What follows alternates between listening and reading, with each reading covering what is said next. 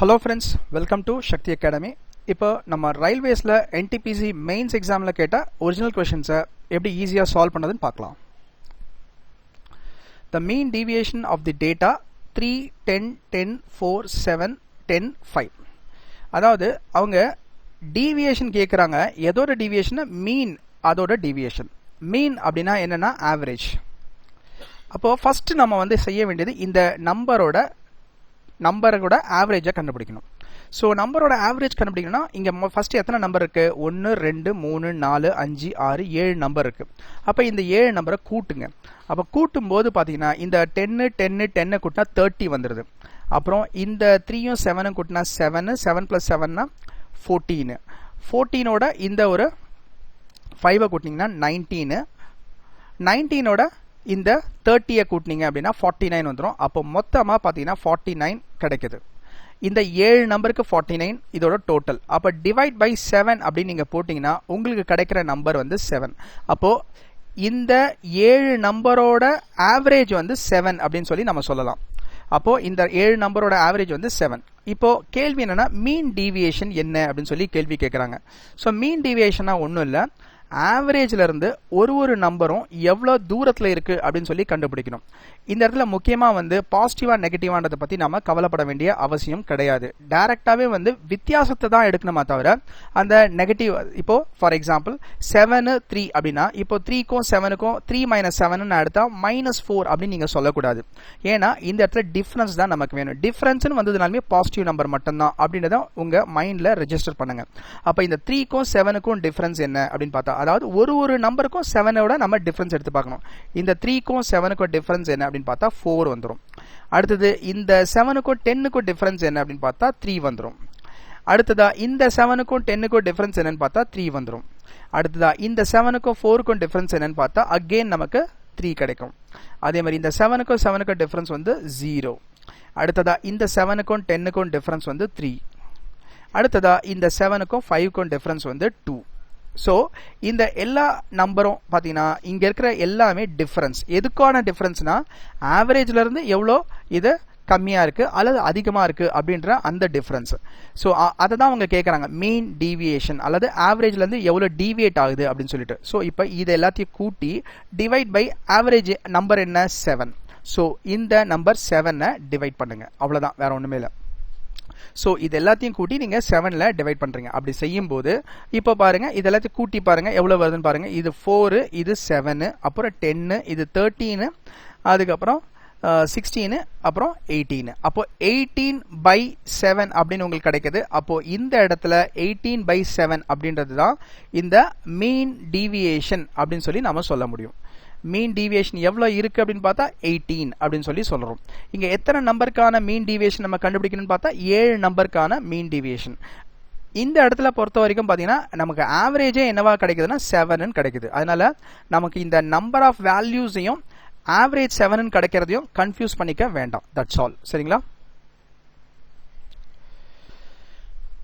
அடுத்ததா பாத்தீங்கன்னா Vishnu traveled equal distances at 10 km per hour, 30 km per hour and 8 km per hour and took a total of 15.5 minutes to complete the journey.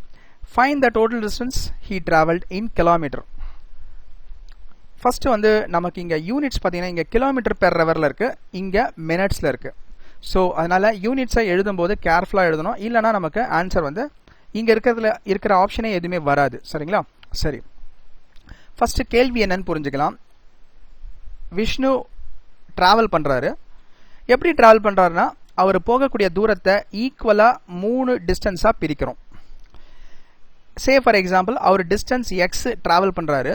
அதுக்கு இந்த distance எக்ஸை travel பண்ண 10 kilometre ஸ்பீட்ல hour travel பண்றாரு, அதாவது 10 km per hour ஸ்பீட்ல travel பண்றாரு. அடுத்த அதே டிஸ்டன்ஸ், அதாவது அதே எக்ஸ் கிலோமீட்டர் டிஸ்டன்ஸை அவர் 30 km ஸ்பீட்ல டிராவல் பண்றாரு, 30 km per hour ஸ்பீட்ல டிராவல் பண்றாரு. அதே மாதிரி அடுத்த அதே சேம் எக்ஸ் கிலோமீட்டர் டிஸ்டன்ஸை அவர் 8 km per hour ஸ்பீட்ல டிராவல் பண்றாரு, 8 km per hour ஸ்பீட்ல டிராவல் பண்றாரு. இப்போ இந்த 3 டிஸ்டன்ஸையும் அவர் டிராவல் பண்றதுக்கு அவர் எடுத்துக்கிட்ட டைம் வந்து டோட்டலா 15.5 மினிட்ஸ். இங்க என்னன்னா இது கிலோமீட்டர் பெர் ஹவர்ல இருக்கு, இது மினிட்ஸ்ல இருக்கு. ஸோ டெஃபினட்டா இதை வந்து நாம என்ன பண்ணணும்னா ஹவரா மாத்திக்கணும். ஏன்னா இது ஹவர்ல தான் இருக்கு, இது மினிட்ஸ்ல கிடையாது. அப்ப இதை ஹவரா மாத்தணும்னா டிவைட் பை 60 போடணும். இதை நம்ம டிவைட் பை 60 போடணும். That's all. இந்த விஷயத்தை மறக்க கூடாது. இதை விட்டுட்டீங்கன்னா உங்களுக்கு ஆன்சர் வந்து கண்டிப்பா இங்க இருக்கிற ஆப்ஷன்ல எதுவுமே வராது. சரிங்களா? சரி. ஸோ ஆல்வேஸ் வந்து நம்ம யூனிட்டை பேலன்ஸ் பண்ணணும். ஸோ இங்கே மினிட்ஸ்ன்றதை ஹவரா மாற்றுறதுக்கு டிவைட் பை 60 போட்டால் இது ஹவரா மாறிடுது. சரி, இப்போ நாம இதை எழுத வேண்டியதுதான். இது என்னன்னா, இந்த மேல் பக்கத்தில் இருக்கிறது வந்து டிஸ்டன்ஸ், இந்த கீழ் பக்கத்தில் எழுதியிருக்கிறது வந்து ஸ்பீடு. அப்போ பொதுவாகவே வந்து distance divide by speed equal to உங்களுக்கு டைம் கிடைக்கும். ஸோ இந்த இடத்துல 3 விதமான டிஸ்டன்ஸ், 3 விதமான ஸ்பீடு. ஸோ இதுக்கு ஒரு டைம் எடுத்திருப்பாங்க, இதுக்கு ஒரு டைம் எடுத்திருப்பாங்க, இதுக்கு ஒரு டைம் எடுத்திருப்பாங்க. இது மூணுத்தையும் கூட்டினா வரக்கூடிய மொத்த டைம் தான் இங்க அவங்க கொடுத்துருக்காங்க. அப்போ நம்ம என்ன பண்ணலாம், distance by speed first case, second case, third case மூணுத்தையும் எழுதலாம். அப்போ ஃபர்ஸ்ட் கேஸ் அப்படின்னு வரும்போது x by 10 வரும். செகண்ட் கேஸ்னு வரும்போது x by 30 வரும். தேர்ட் கேஸ் அப்படின்னு வரும்போது x by 8 வரும். which is equal to total time taken வந்து 15.5 by 60 அப்படின்னு சொல்லி நம்ம சொல்லலாம். இப்போ இதுக்கான LCM எடுக்கணும். இந்த மூணு கீழே இருக்க நம்பர்ல 30 தான் பெருசு. 30க்கான LCM, 30யோட மல்டிபிள்ஸ்னு பார்த்தா 30, 60, அதே மாதிரி 90, 120.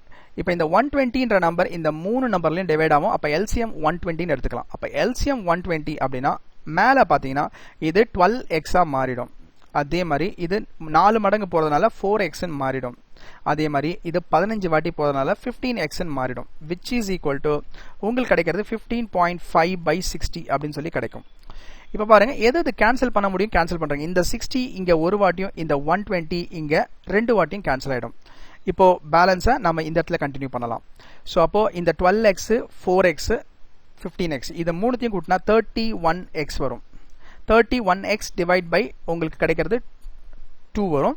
அதே மாதிரி which is equal to 15.5 வரும். இந்த 15.5ஓட 2 மடங்கு தான் 31. அப்ப இது ஒரு வாட்டி கேன்சல் ஆகும், இது 2 வாட்டி கேன்சல் ஆகும்.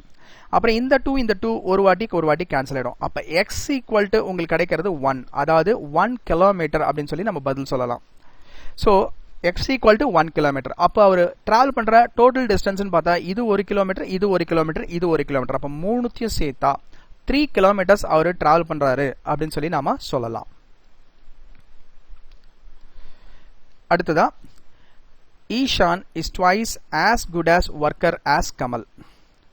அதாவது ஈஷான் பாத்தீங்கன்னா, ஈஷான் வந்து கமல் செய்யற ஒர்க் மாதிரி 2 மடங்கு வேலை செய்யக்கூடியவன். கமல் செய்யக்கூடிய வேலையை மாதிரி 2 மடங்கு. அதாவது இப்படி எடுத்துக்கலாம், ஈஷான் கமல் அப்படின்னா கமல் ஒரு வேலையை செஞ்சா அதே நேரத்தில் ஈஷான் 2 வேலையை செய்யக்கூடிய அந்த திறமை படைச்சவன். இப்போ என்ன சொல்றாங்க அப்படின்னு கேட்டா, together they finish a piece of work in 29 days. 2 பேரும் சேர்ந்து 29 நாள்ல அந்த வேலையை முடிக்கிறாங்க. In how many days will Kamal working alone finish the work? Kamal மட்டும் அந்த வேலையை எத்தனை நாள்ல முடிப்பாரு? இந்த 2 பேரும் சேர்ந்து பாத்தீங்கன்னா 29 நாள்ல முடிச்சிருக்காங்க. அப்பனா நான் இதை எழுதும்போது எப்படி எழுதலாம் அப்படின்னு பார்த்தா, ஈஷான் கமல், ஈஷான் பிளஸ் கமல். ஈஷானும் கமலும் சேர்ந்து ஒரு வேலையை 29 நாள்ல முடிக்கிறாங்க, அதாவது 29 டேஸ்ல முடிக்கிறாங்க. எனக்கு தெரியும் ஈஷான் கமல் செய்யக்கூடிய வேலையோட அளவு வந்து கமல் ஒரு வேலையை செஞ்சா அதே நேரத்தில் ஈஷான் 2 வேலையை செய்வான். அதாவது சேர் செய்யறதுன்னு வச்சுப்போம். கமல் ஒரு சேர் செஞ்சா அதே நேரத்தில் ஈஷான் 2 சேர் செய்வான். ஏன்னா அவன் 2 மடங்கு வேலை செய்யக்கூடியவன்றது கேள்வியில கொடுத்துருக்காங்க. சரி, அப்ப இந்த இடத்துல நான் எழுதுறது என்னன்னா டேஸ் ரெக்வயர்ட், அதாவது தேவைப்படக்கூடிய நாட்கள். அதே மாதிரி இந்த இடத்துல எழுதுறது ஒர்க் பர் டே, அதாவது ஒரு நாளைக்கு வேலை செய்யக்கூடிய அளவு. கமல் ஒரு நாளைக்கு ஒரு சேர் செஞ்சா ஈஷான் ஒரு நாளைக்கு 2 சேர் செய்வான். அப்ப மொத்தத்துல 2 பேர் சேர்ந்து ஒரு நாளைக்கு 3 சேரை செய்வாங்க. அப்ப இந்த 3 சேர் ஒரு நாளைக்கு, ஆனா 2 பேர் சேர்ந்து 29 நாள்ல மொத்த வேலையை முடிக்கிறாங்க. அப்ப 3 into 29. அப்ப 3 into 29 இதை நீங்க மல்டிப்ளை பண்ணா உங்களுக்கு கிடைக்கிறது 87. அப்பனா மொத்தமா செய்ய வேண்டிய வேலையோட அளவு 87 சேர் அப்படின்னு சொல்லி நம்ம வச்சுக்கலாம். 87 சேர் செய்யணும். கமல் ஒரு நாளைக்கு ஒரு சேர் தான் செய்யக்கூடிய திறமை படைச்சவன். அப்போ ஒரு நாளைக்கு ஒரு சேர்னா கமலுக்கு தேவைப்படக்கூடிய டேஸ் வந்து 87 டேஸ் அப்படின்னு சொல்லி நம்ம சொல்லலாம். அப்போ இந்த இடத்துல ஆன்சர் வந்து 87 அப்படின்னு சொல்லிட்டு போயிட்டே இருக்கலாம். ஸோ இந்த இடத்துல நீங்க ஞாபகம் வச்சுக்க வேண்டியது என்னன்னா, ஒர்க் பர் டே வந்து இங்க 1னும் இங்க 2னும் எழுதணும். சரிங்களா? அதுக்கப்புறம் இது ரெண்டும் சேர்ந்ததுன்னா 3 அப்படின்ற யூனிட் ஆஃப் ஒர்க் ஒரு நாளைக்கு முடிக்கிறாங்க. ஸோ 29 நாள் ரெண்டு பேர் சேர்ந்து செய்யறதுனால 29 × 3 போட்டால் 87. அப்போ இந்த 87 யூனிட்ஸ் ஆஃப் ஒர்க்கை ரெண்டு பேர் சேர்ந்து செய்கிறாங்க. கமல் ஒரு நாளைக்கு ஒரு யூனிட் ஒர்க்கை தான் செய்வான். அப்போ இவன் 87 யூனிட்டை செஞ்சு முடிக்க 87 நாள் தேவை. அதனால ஆன்சர் 87. That's all. அடுத்தது பாருங்க, Diksha borrowed ₹500 at 5% per annum simple interest. அதாவது சிம்பிள் இன்ட்ரெஸ்ட்ல அவங்க வருஷத்துக்கு 5% வட்டி வீதத்துல வாங்குறாங்க. சரிங்களா? இது வருஷத்துக்கு per annum.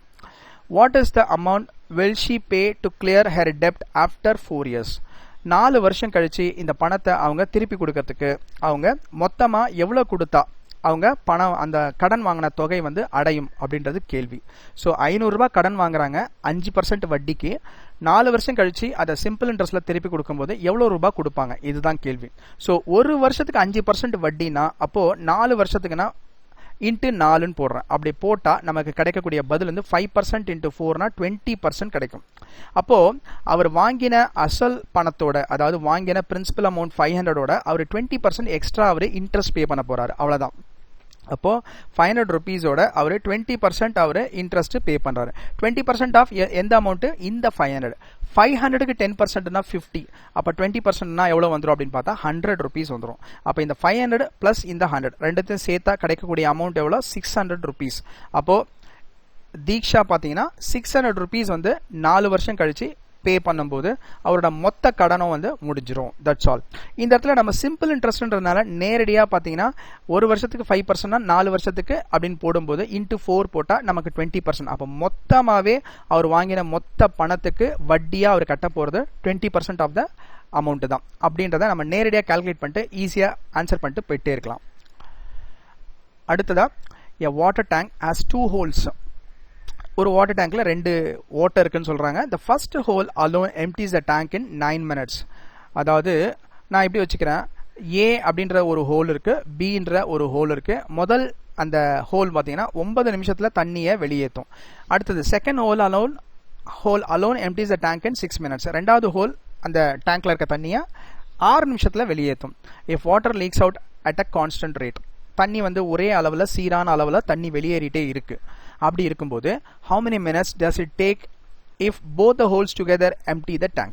மொத்தமா இது ரெண்டும் சேர்ந்து அந்த டேங்க்ல இருக்கக்கூடிய தண்ணியை எவ்வளவு நேரத்துல வெளியேற்றும், இதான் கேள்வி. ஃபர்ஸ்ட் நாம ஒரு விஷயம் புரிஞ்சுக்கணும்.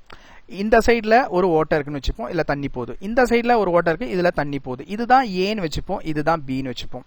இப்ப என்ன சொல்றாங்க, தனியா வேலை செய்யும் போது 9 நிமிஷத்துலயும் இது 6 நிமிஷத்துலயும் தண்ணியை வெளியேற்றுது. ஆனா ரெண்டுத்தையும் ஓபன் பண்ணா என்ன ஆகும்?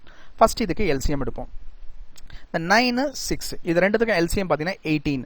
அப்போ நான் என்ன பண்றேன், 18 லிட்டர்ஸ்ன்றது இந்த டேங்கோட கெப்பாசிட்டின்னு வச்சுக்கிறேன். அப்ப 18 லிட்டர் வந்து இந்த தண்ணியோட கெப்பாசிட்டி, அதாவது இந்த டேங்கோட கெப்பாசிட்டி அப்படின்னா பாருங்க. அப்போ இந்த ஏன்ற அந்த லீக்கேஜ் வந்து 9 நிமிஷத்துல 18 லிட்டர் தண்ணியை வெளியேற்றுது. அப்போ ஒரு நிமிஷத்துக்கு அது 2 லிட்டர் தண்ணியை வெளியேற்றும். அதே மாதிரி பீன்ற இந்த லீக்கேஜ் பாத்தீங்கன்னா 18 லிட்டரை தண்ணியை வெளியேற்றுறதுக்கு 6 நிமிஷம் ஆகுது. அப்போ ஒரு நிமிஷத்துக்கு அது 3 லிட்டர் தண்ணியை வெளியேற்றும். அப்ப மொத்தத்துல ரெண்டுமே தண்ணியை வெளியேற்றுறதுனால ஒரு நிமிஷத்துக்கு ரெண்டும் சேர்ந்து 5 லிட்டர் தண்ணியை வெளியேற்றும். ரெண்டும் சேர்ந்து ஒரு நிமிஷத்துக்கு 5 லிட்டர் தண்ணியை வெளியேற்றும். அப்பனா மொத்தமா இந்த டேங்க்ல இருக்க தண்ணி எவ்வளவு நேரத்துல வெளியேறும் அப்படின்னு கேட்டா டேங்கோட கெப்பாசிட்டி 18. இந்த 18 எப்படி வந்ததுன்னா LCM of 9 and 6. LCM of 9 and 6. So அப்படி பார்க்கும்போது 18 லிட்டர் தான் இந்த டேங்கோட கெப்பாசிட்டி. அப்போ ஒரு நிமிஷத்துக்கு 5 லிட்டர் தண்ணி வெளில போகுது. அப்படி பார்க்கும்போது பாத்தீங்கன்னா 3 நிமிஷம் மிச்சம் 3 கீழே 5 கிடைக்கும். ஏன்னா 15 + 3, 15ல 5 3 வாட்டி போயிடும், அப்புறம் 3 கீழே 5. அப்ப ஆன்சர் வந்து நமக்கு 3 minutes 3/5, 3 minutes 3/5 minutes சொல்லிட்டு போயிட்டே இருக்கலாம். அப்ப ஆன்சர் வந்து ஃபர்ஸ்ட் ஆப்ஷன் அப்படின்னு சொல்லி நம்ம சொல்லலாம். Thank you friends. மீண்டும் உங்களை அடுத்த கிளாஸ்ல சந்திக்கிறேன். நன்றி.